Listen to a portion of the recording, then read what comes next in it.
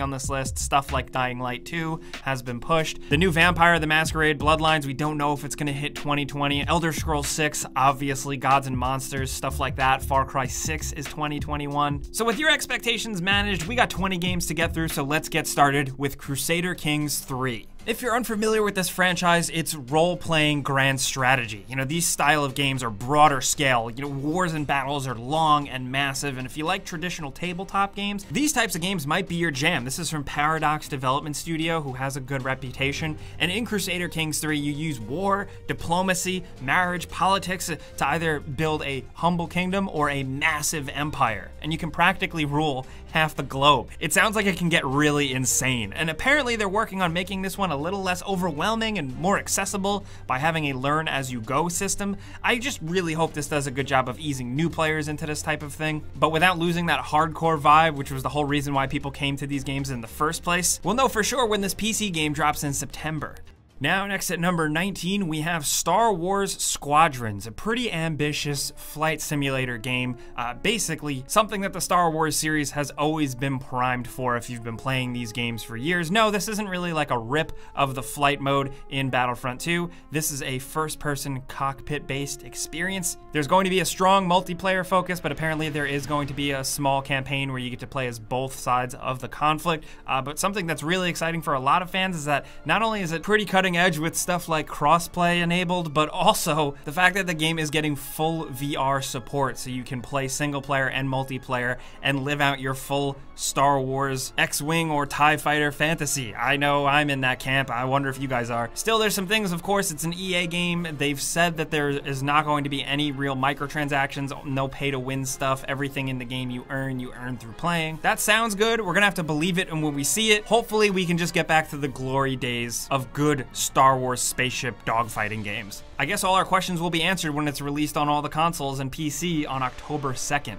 Now over at number 18, we have Yakuza, Like a Dragon. The Yakuza series we've been hyping up for years, man. Now that it's really made itself pretty big in North America, it's on a lot of platforms now. It's something you should absolutely check out. Yakuza Like a Dragon kind of takes the series and brings it to a new era. There are going to be significant changes. It's based around a new character, but the vibe is still there, the appeal is still there, and here at GameRanks, we're incredibly excited for it. Hopefully the new combat system works out well. It seems a little bit more turn-based and less brawler style, but still, like I said, the flair is still there, the excitement is still there. We're hoping that everything else just comes into place. Early impressions from people throughout the world have been pretty good, but we'll know for sure when we get our hands on it holiday 2020. Now next at number 17, we have Senua's Saga, Hellblade 2. Now, full disclosure, we're not totally sure if this one's gonna actually come out in 2020, if it's gonna make it. They didn't say it was an Xbox Series X launch game, but it was one of the first Xbox Series X games announced and really shown off. So we're hoping that we'll still be able to get our hands on this before the year wraps up,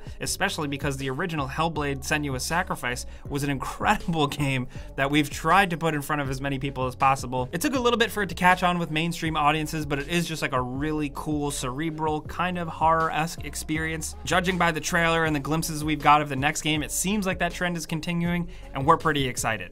Now next at number 16, we have Outriders, a 1 to 3 player co-op RPG shooter in a sci-fi world, which, yes, stop me if you've heard that. I already started to get bored reading that description, but I'm holding on to hope because it's made by People Can Fly. People Can Fly is the team behind like one of the most creative and inventive shooters we've seen in a while, Bulletstorm. So I would say that they know how to make a shooter feel fresh and interesting and quirky, so I'm really hoping this translates over to Outriders. You know, it seems very much like it is kind of chasing a lot of the trends going on right now. Online multiplayer, probably some games as a service type elements. But you do have larger than life abilities in this game other than just shooting, and that seems like it could be pretty interesting and make for some pretty dynamic gameplay. Still, we're just gonna have to wait and see with this one. It is releasing on all the major consoles and PC, hopefully holiday 2020. Now over at number 15, we have Godfall, another kind of online focused, maybe to some people a little bit generic action shooter, online game thing. Still, I will say Godfall has some really cool character designs, and generally everything here looks incredibly over the top. Some of the melee action does look really exciting, especially like once you look past the surface level. If you don't judge this game by its cover, maybe it's gonna have some cool things going on. Also, it was pretty forthcoming as being like one of the first confirmed PlayStation 5 games. It's also going to be releasing on PC, but yeah, so far it does look pretty in the graphics department and hopefully just pretty exciting. Right now, Godfall is also listed as Holiday 2020. Now over at number 14, we have Dirt 5. Dirt 5, believe it or not, is actually the 14th game in this series that has evolved so far from when it was originally Colin McRae Rally. And generally, I hate to sit in the passenger seat with this one, but they've been doing good things with the Dirt series, from Dirt as the mainline games to Dirt Rally. I just feel like they've got these games figured out by now, and I'm really excited to see what they can add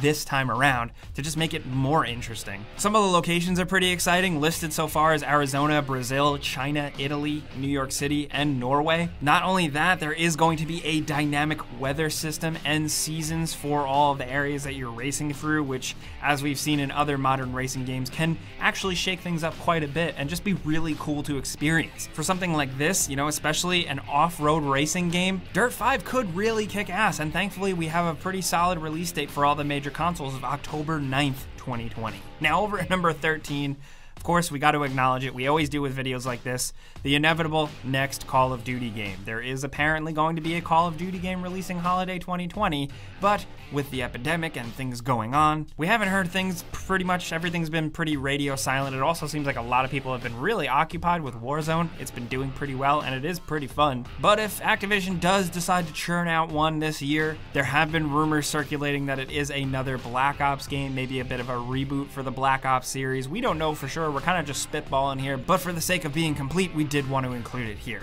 Now over at number 12, we have Paper Mario: The Origami King. This is releasing for Nintendo Switch fairly soon if you're watching this video close to its launch. So far, Paper Mario seems to be pretty fun, although changing some Paper Mario series staples. The inclusion of origami into the world just seems creative, and it could really make sense. And honestly, hopefully, for some people with the success of Nintendo Switch, Paper Mario and the Origami King will expose new people to the Paper Mario series, which has always been, I think, criminally underrated. But anyway, people will get their hands on that on Nintendo Switch July 17th. Now over at number 11, we have Wasteland 3. The legendary post-apocalyptic strategy RPG is returning with like a winter twist following the success of Wasteland 2 in 2014. The series from way back in the 80s has been brought back to the forefront, and now Wasteland 3 looks pretty sweet. You know, it's bringing a lot of the stuff that was established in 2 with the same team who had that attention to detail from the old games. Now you're in snowy Colorado mountains where you set up a new base of operations and you train new survivors. Squad-based tactical combat returns,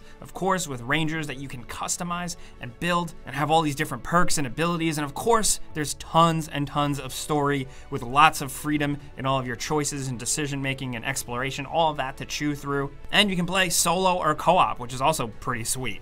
This baby's finally dropping, as long as nothing changes, August 28th, 2020.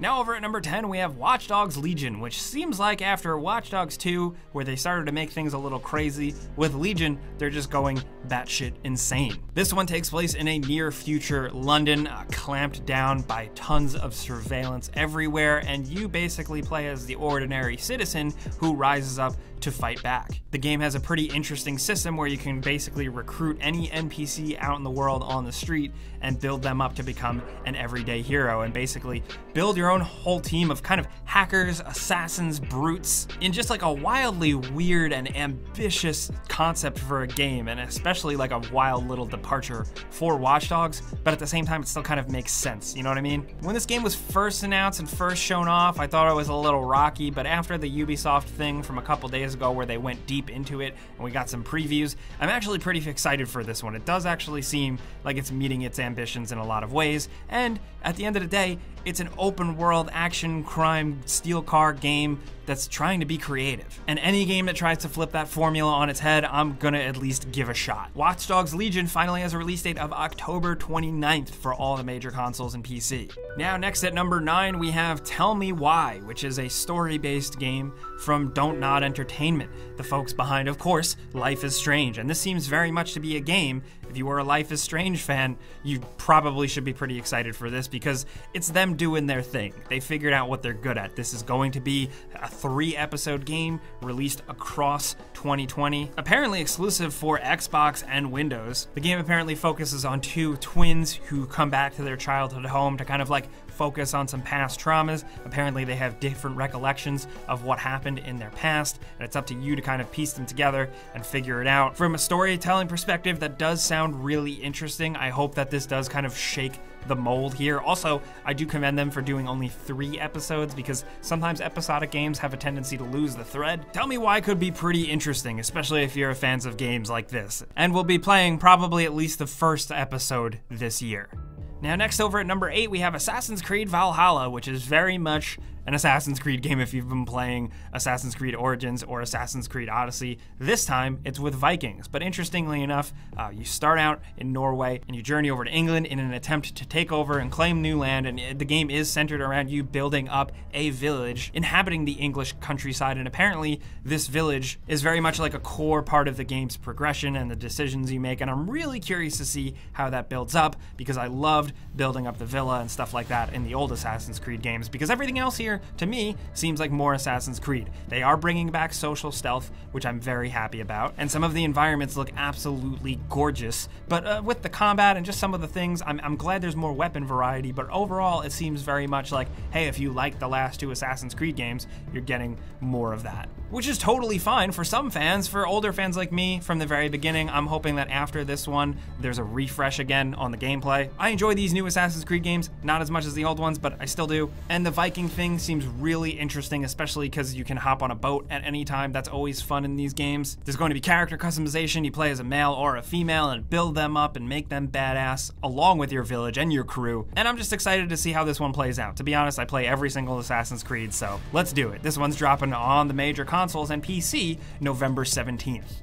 Now, next at number 7, I can't believe I'm saying this, but we have Crash Bandicoot 4. It's about time. Yes, they're making another straight-up Crash Bandicoot game with it called 4. It's essentially picking up after the Naughty Dog games with Crash Bandicoot 3 Warped. At least that's what I'm assuming from the title. Pretty quirky. It seems like they're really shaking up the formula though here with some masks that give you different abilities, larger environments, and generally still to this day I'm just a bit skeptical of Activision Crash for 2 reasons. Obviously, people have their gripes with Activision as a company and their monetization practices, of course, but I also feel like Activision didn't get the Crash vibe as good as Naughty Dog did back when they made the original games. Still, I thought the Insane Trilogy collection was like a great remake, so I'm really hoping that this just continues to feel like that. Still, it's just like a big budget, over-the-top platformer, and we don't get enough platformers still to this day, so we're gonna be jumping on this one when it releases on the consoles October 2nd, 2020. Now, over at number 6, we have Flight Simulator. Microsoft's Flight Simulator is getting a big new game. It's releasing August 18th of this year, and holy heck does it look incredible and massive and comprehensive. Using real-world scans and map data, you're able to fly basically anywhere with all sorts of real-time day, night, and weather effects going on. The game looks like an absolute graphics card killer, of course, but they're also making this one a little bit more accessible, of course, difficult to master, but fun to jump into and experience for yourself. PC gamers have been playing the Flight Simulator games and all of their updates for years and years, and this has existed for so long as a staple for good reason. But I'm really just excited to see like the next generation, you know, the new platform of Flight Simulator and what it's going to be for the next few years. Like I said earlier, it's going to be releasing on August 18th, but it's worth noting that this is just releasing for PC right now, so PC fans get excited. Now, over at number 5, we have Marvel's Avengers, which, yes, this game is still a thing. It went quiet for a minute, but now we've got tons of details about it. And now that they really explain what the game is, I get it, and it does seem like it could be exciting. It's a little dicey, it could still be rough, but there's a good, exciting focus on replayable missions, playing with friends, and just some good melee action with all of your favorite Marvel characters. Not only that, MODOK is one of the main villains, which is incredibly exciting for a weird nerd like me. You're also going to be able to collect loot, and it's different colors, and you're going to be able to upgrade your characters and give them different like perks and abilities with this loot, which is very much a video gamey thing that we've seen a lot of, but I'm curious to see if Square Enix can give it a real fun Avengers spin. Because honestly, still from what we've seen of the combat and stuff, I like what I see. Running and jumping and smashing dudes as the Hulk, throwing your hammer as Thor looks pretty cool, using your crazy fists as Kamala Khan, not to mention other characters that they're probably going to add later on. I just like seeing new interpretations of my favorite Marvel characters, so I'm in. While still cautiously optimistic, of course, this is releasing on the major consoles and PC September 4th.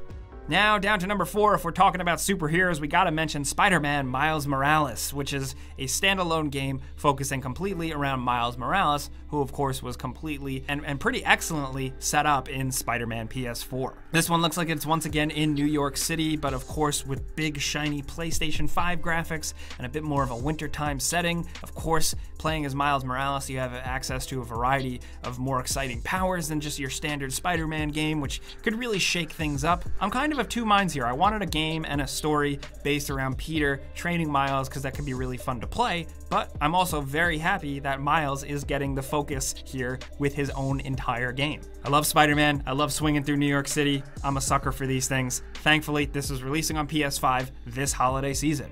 Now, down to number 3, we have Ghosts of Tsushima. The PlayStation 4 exclusive is finally dropping very soon if you're watching this video when it goes up, July 17th. This is an open world samurai exploration adventure game with focus on combat and stealth and high quality storytelling from at least what we've seen, and just general vibe and atmosphere. And most importantly, at least for me as a gaming fan, it's from Sucker Punch, the folks behind the Infamous games, which I found to be absolutely downright incredible. So this is something very different for them, but I'm curious to see what Sucker Punch can do to make this thing exciting, because there's a lot of games out there with open worlds and RPG elements, and you hop on a horse and you go exploring and you kill a dude with a sword. But this one, of course, has some really cool and interesting Japanese influence, and presumably something that we can't see through just streamed videos of it, something of like that Sucker Punch flair, the reason why we fell in love with the Infamous games. I'm looking forward to falling in love with Ghosts of Tsushima. Now down to number 2, we have Halo Infinite, which might be one of the most important Halo games to release in a very, very long time, maybe since like Halo 1 or 2. This is probably going to be the flagship game for Xbox's next Xbox console. And that means the pressure's on, man. This has to be a really, really good Halo game. Halo Infinite has in many ways alluded to the fact that it is kind of going back to basics and kind of focusing on the things we love as a Halo game, while also just being a massive and big new experience. Hey, Master Chief is back.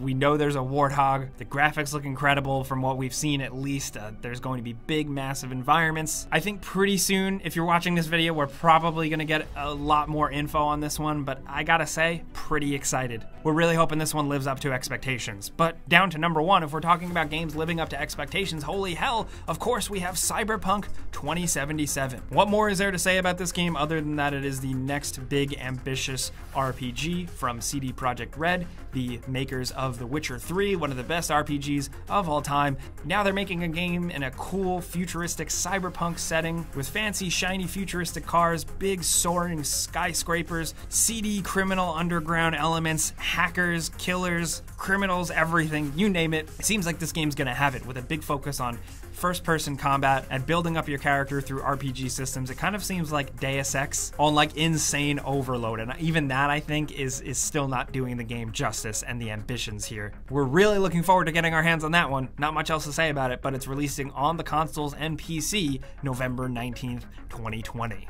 Now, of course, before we go, we got some bonus games we wanted to shout out real quick. Destroy All Humans, the remake, is dropping July 28th.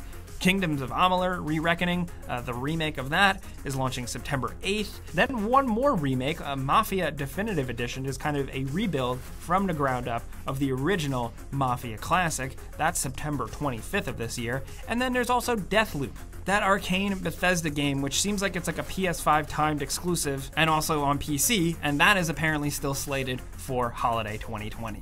Yep, we're getting a new Tony Hawk game. What year is it? Well, we're sort of getting a new one. It's Tony Hawk's Pro Skater 1 and 2 Remastered. It is going to be a traditional Tony Hawk game, but you will be able to play the classic modes online as well. But those are all the games we could cram in here. These are the things that we're really looking forward to for the remainder of 2020. Now, we provided a top 20 list here. We would love to hear your own top list down in the comments. Maybe you got a top 5, maybe you got a top 10, maybe you're crazy. Let us know what games you're looking forward to jumping on this year down in the comments. And if you learned about a game or two from us, clicking the like button does help us out. We really appreciate that. And if you're new, consider subscribing, maybe hitting that notification bell, because we put out videos every single day. But as always, thanks for watching. We'll see you guys next time.